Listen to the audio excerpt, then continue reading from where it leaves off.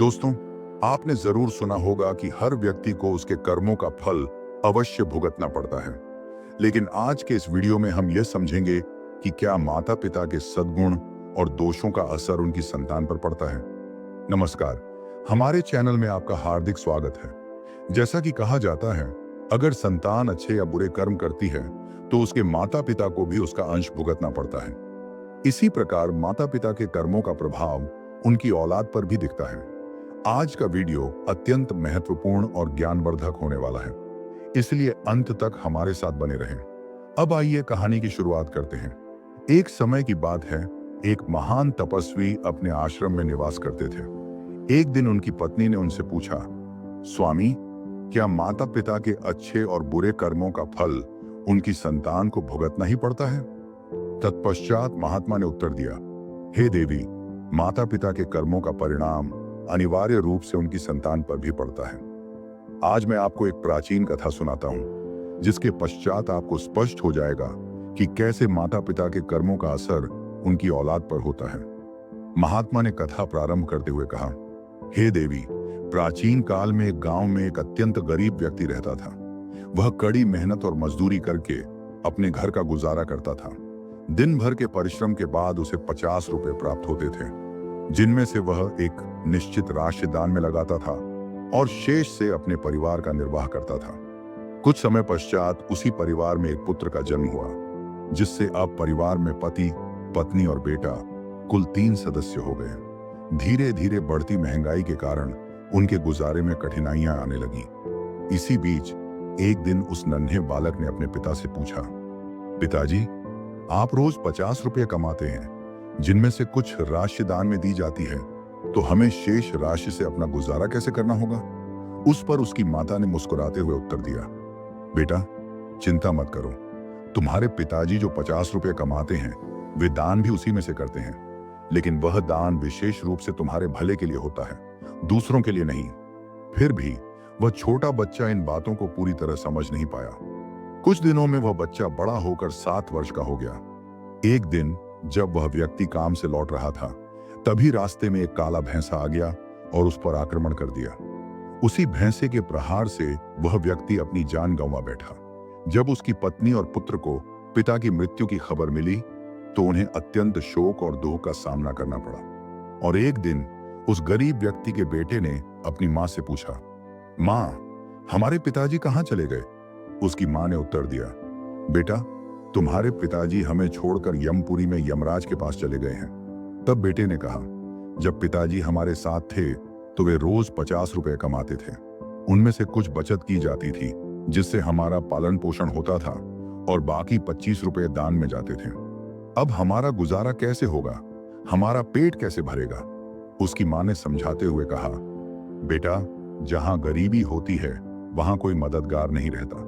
लोग उस घर से दूर भाग जाते हैं, सिवाय भगवान के, क्योंकि वही वास्तव में गरीबों के सहायक हैं। फिर बेटे ने जोर देकर कहा, मां, ऐसा मत सोचो। मैं यमराज के पास जाऊंगा और अपने पिताजी को वापस लाऊंगा। हमारी गरीबी देखकर यमराज पर दया हो जाएगी और वह निश्चित ही हमारे पिताजी को मेरे साथ भेज देंगे। महात्मा ने इस बच्चे की बात सुनकर कहा, हे देवी, उस नन्हे बालक की बात पर उसकी मां ने ध्यान नहीं दिया। एक दिन उस गरीब व्यक्ति की पत्नी ने अपने बेटे को घर पर अकेला छोड़कर गांव में काम करने चली गई। तभी उस बच्चे ने मन में ठान लिया कि वह यमराज के पास जाकर अपने पिताजी को वापस लाएगा, और इसी सोच के साथ वह अपने घर से निकल पड़ा। चलते चलते उसे काफी समय बीत गया और थकान के कारण वह एक विशाल आम के पेड़ की छाया में आराम करने बैठ गया। तभी उस आम के पेड़ ने मानो मनुष्य की स्वर में कहा, बेटा, तुम कौन हो और कहां जा रहे हो? मेरी छाया में आज तक तुम्हारे जैसे कोमल बालक नहीं आए। उसने उत्तर दिया, मैं एक गरीब आदमी का बेटा हूं और अपने पिताजी को वापस लाने के लिए यमराज के पास जा रहा हूं। आश्चर्यचकित होकर आम के पेड़ ने कहा, बेटा, मेरे लिए भी यमराज से एक प्रश्न पूछ कर आना। मैं इतने वर्षों से यहाँ लगा हूं, पर न तो मेरा कोई पत्ता जमीन पर गिरता है और न ही मेरी डालियां सूखती हैं। बताओ, मैंने अपने पूर्व जन्म में ऐसा कौन सा पाप किया था कि मुझे इस अवस्था से मुक्ति नहीं मिल रही है? इसका कारण क्या है? उसके बाद लड़के ने कहा, ठीक है, मैं यमराज से आपका यह प्रश्न अवश्य पूछकर लौटूंगा। महात्मा ने कहा, हे देवी, और इतना कहकर वह लड़का आगे निकल पड़ा। रास्ता तय करते करते उसे एक इच्छाधारी नाग मिला। नाग को देखकर लड़का भयभीत हो गया और तुरंत भागने का मन किया। तभी नाग ने मानवीय स्वर में बोलना शुरू किया, बेटा, मुझसे मत डरो, कृपया बताओ तुम कौन हो और कहां जा रहे हो। लड़का नाग के पास गया, हाथ जोड़कर बोला, हे नागराज, मैं एक गरीब परिवार का पुत्र हूं और यमराज के पास अपने पिताजी को वापस लाने निकला हूं। नाग ने उत्तर दिया, बेटा, तुम यमराज से मेरा एक प्रश्न पूछ कर आना। मैं इतने वर्षों से यहां स्थिर पड़ा हूं कि अब थोड़ा भी आगे बढ़ने की ताकत नहीं बची। बताओ, मैंने अपने पूर्व जन्म में ऐसा कौन सा पाप किया था जिसकी वजह से मुझे इस जीवन से मुक्ति नहीं मिल पा रही। लड़के ने कहा, ठीक है, मैं यमराज से आपका यह प्रश्न अवश्य पूछकर लौटूंगा। महात्मा ने कहा, हे देवी, और इतना कहकर वह लड़का आगे बढ़ता चला गया। थोड़ा आगे चलते हुए उसे एक कृषक मिला जिसने पूछा, बेटा, तुम कौन हो और कहां जा रहे हो? तुम्हारी कोमलता देखकर लगता है कि तुम अभी भी बचपन के ही हो। लड़के ने उत्तर दिया, मैं एक गरीब आदमी का बेटा हूं और यमराज के पास अपने पिताजी को वापस लाने जा रहा हूं। कृषक ने कहा, तो तुम यमराज से मेरा भी एक प्रश्न पूछकर आना।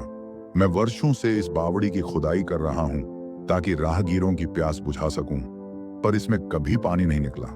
मैंने इसमें बहुत धन भी लगाया, फिर भी इसका रहस्य मेरे समझ से बाहर है।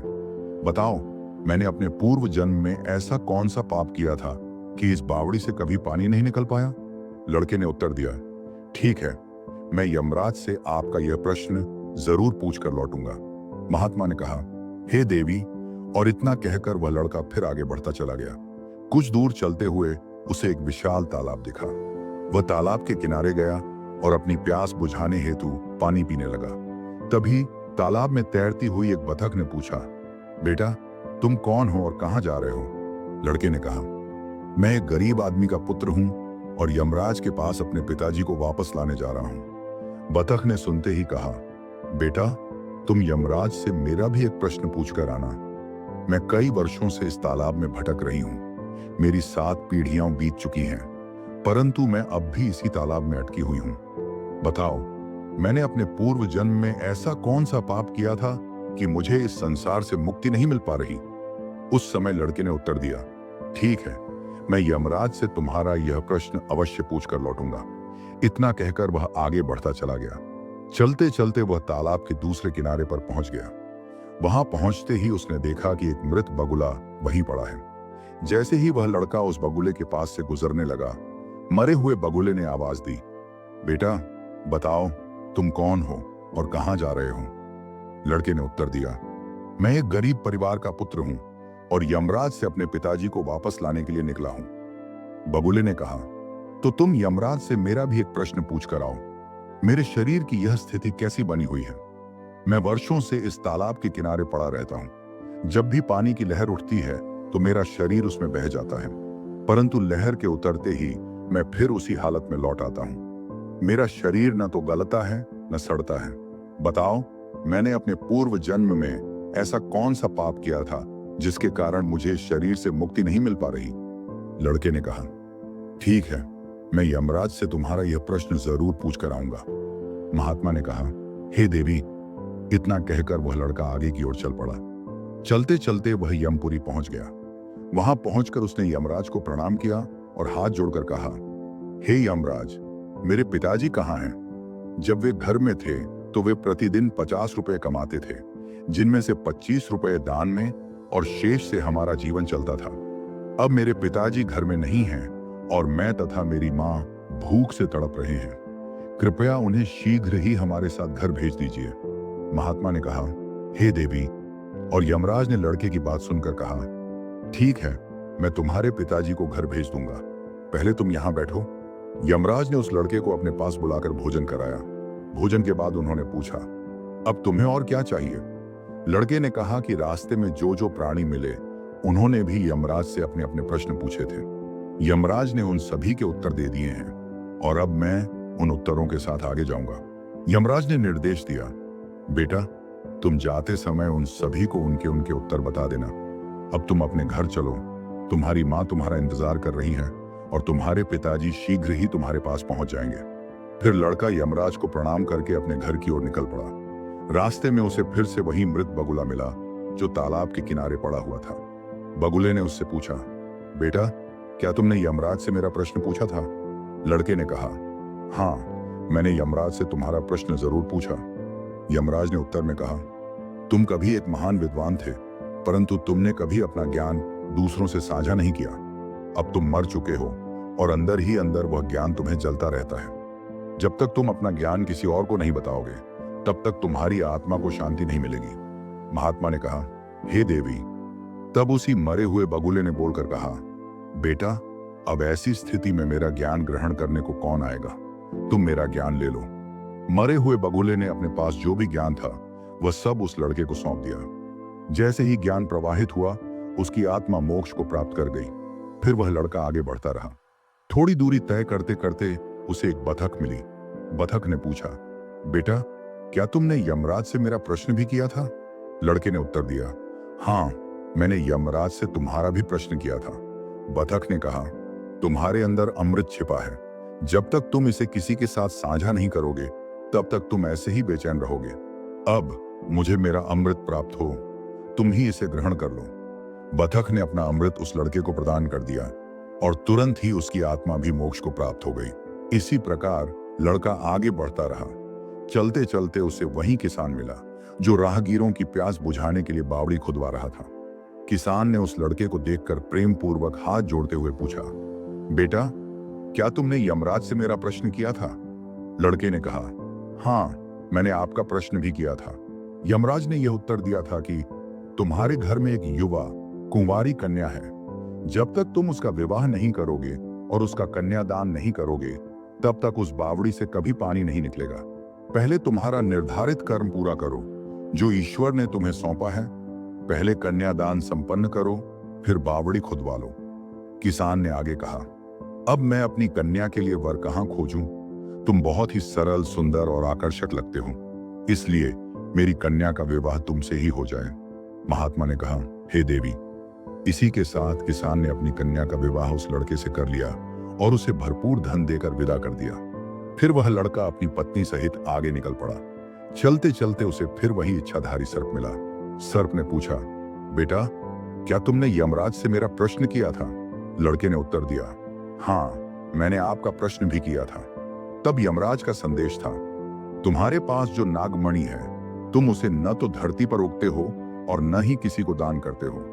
जब तक तुम इस नागमणि का दान नहीं करोगे, तुम्हारा शरीर वैसा ही बना रहेगा। सर्प ने कहा, बेटा, अब मैं यह नागमणि किसे दूं?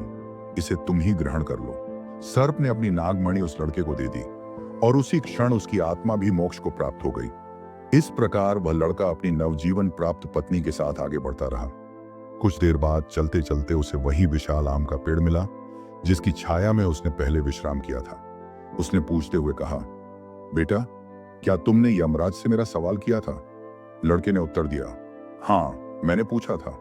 यमराज ने जवाब दिया कि तुम्हारा पूर्व जन्म में कर्तव्य था कि स्कूल में बच्चों को शिक्षा प्रदान करो। तुम्हारा स्थान एक गुरु का था, पर तुमने उस पद का सही उपयोग नहीं किया। शिक्षा देने की बजाय तुम छोटे छोटे बच्चों से अपने काम करवाते थे और उन्हें उचित ज्ञान नहीं देते थे। तुम पूर्व जन्म में एक महान विद्वान थे, परंतु बच्चों को ज्ञान नहीं दे सके, जिससे उनके श्राप के कारण अब तुम हिलडुल नहीं सकते।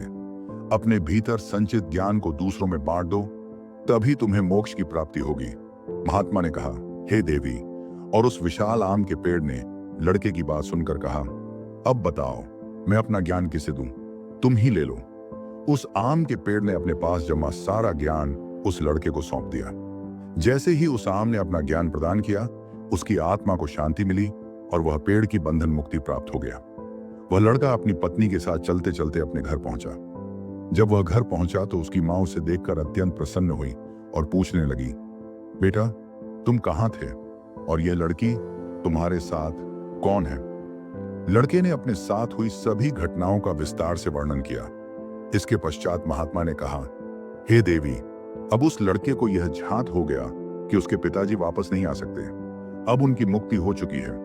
यमराज ने तुम्हारे पिताजी द्वारा किए गए दान और धर्म के कर्मों का फल तुम्हें प्रदान कर दिया है।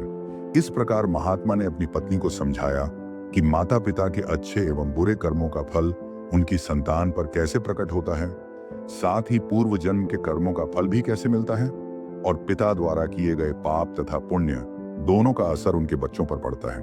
तो दोस्तों, आज के इस वीडियो से आपने क्या सीखा, कृपया कमेंट बॉक्स में लिखकर हमें बताएं। उम्मीद है कि आपको यह वीडियो पसंद आई होगी। यदि आपको यह पसंद आए तो इसे लाइक करें और उस व्यक्ति के साथ साझा करें जिसे यह कहानी सुनने की आवश्यकता है। तो चलिए फिर मिलते हैं एक नई वीडियो के साथ, एक नए संदेश के साथ। तब तक अपने अपने माता पिता और परिवार का ध्यान रखें। धन्यवाद और नमो बुद्धाय।